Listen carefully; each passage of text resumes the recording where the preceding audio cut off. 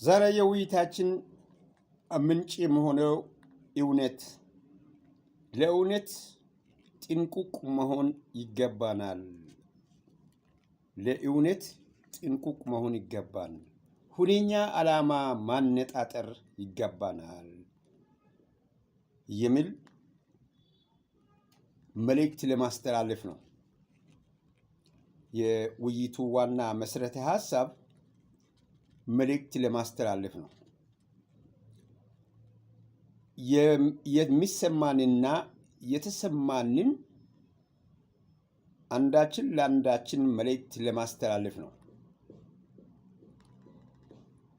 እውቅናን ለማትረፍ የምናደርገው ሩጫ እውነትን በአይን ጥቅሻ ለመደለል እንድንሞክር ይገፋፋናል።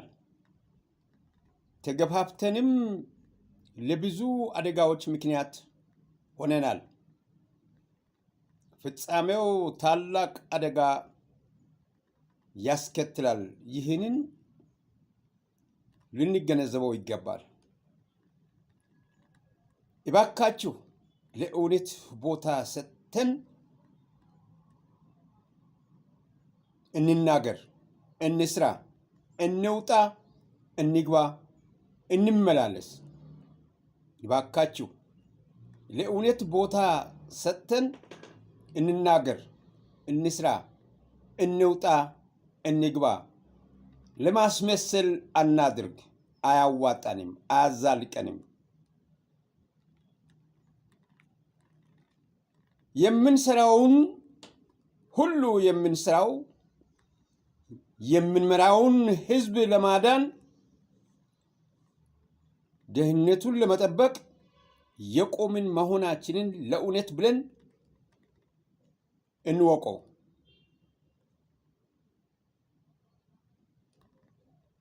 ሕዝብ ከስቃዩ ብዛት የተነሳ የሚያሰማውን እውነት እንስማው፣ እናዳምጠው፣ እንመልከት። ከፍተኛ ሕክምና እንዲያገኝ ወደ ሪፌራል ሆስፒታል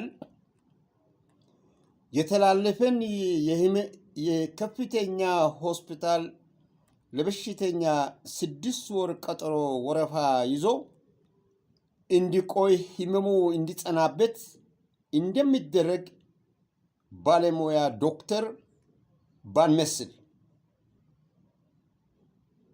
ሪፌራል ሆስፒታል የሚተላለፍ በሽተኛ በሽታው የጸናበት ሌሎች ከአቅማችን በላይ ነው ብሎ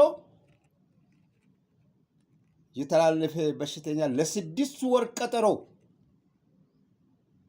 ለመታከም ለ6 ወር ቀጠሮ ጊዜ የሚሰጥ አይነት ዶክተር መስለን በህዝብ ችግር ላይ ባናሾፍ ባንቀልድ። ፍትህ ለመስጠት እውነትን ለውሸት መስቀያ አናድርግ። ፍትህን ለመስጠት እውነትን ለውሸት መስቀያ አርገን አናሰቃይ፣ አንጠቀም። ህዝቡም ምድሪቱም ከእውነት እንዲርቁ ሳንጋብዝ ለእውነት የነቃ ጆሮና የተዘጋጀ ሰራዊት ሆነን እናገልግል። ስም ይዘን ቦታ አጣበን ከምንቀመጥ እንልቀቅ ወንበሩን። ነብር ባልመጣበት ነብር መጣ እያልን ነብር ሆነን እያታልን ህዝብን የምናናውጥ ከሆነ እውነተኛ ነብር ሲመጣ በዛን ቀን ማንም ላይሰማ ስለሚችል ነብር መጣብንን ማፈዝ ካላቆምን ህዝብ ነብር እንዳይሆንብን፣